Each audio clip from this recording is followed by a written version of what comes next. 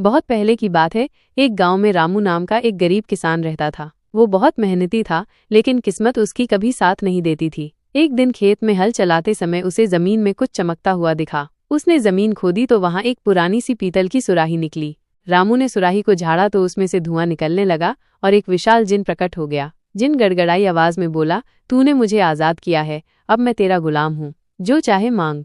रामू हैरान तो हुआ, मगर जल्दी ही उसने कहा, मुझे बहुत सारा सोना चाहिए ताकि मैं कभी गरीब न रहूं।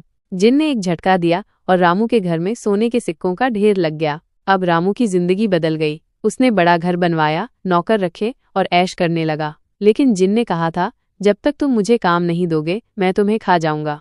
अब रामू को हर वक्त जिन के लिए नया काम सोचना पड़ता, जैसे खेत जोतो, तालाब खोद दो, गांव में सड़क बना दो, मकान ऊंचा कर दो। जिन सब कुछ करता, मगर पल भर में काम खत्म कर देता। रामू परेशान हो गया। उसके मन में डर बैठ गया कि अगर उसने एक भी पल जिन को काम नहीं दिया तो जिन उसे खा जाएगा।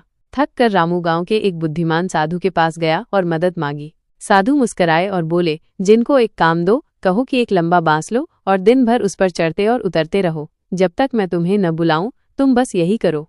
रामू ने वैसा ही किया। जिन अब दिन भर बांस पर चढ़ता और उतरता रहा और रामू को शांति मिल गई। अब रामू को समझ आ गया था कि ज्यादा की चाह कभी खत्म नहीं होती। उसने जिन से कहा, अब मुझे कुछ नहीं चाहिए, बस तुम वापस अपनी सुराही में चले जाओ।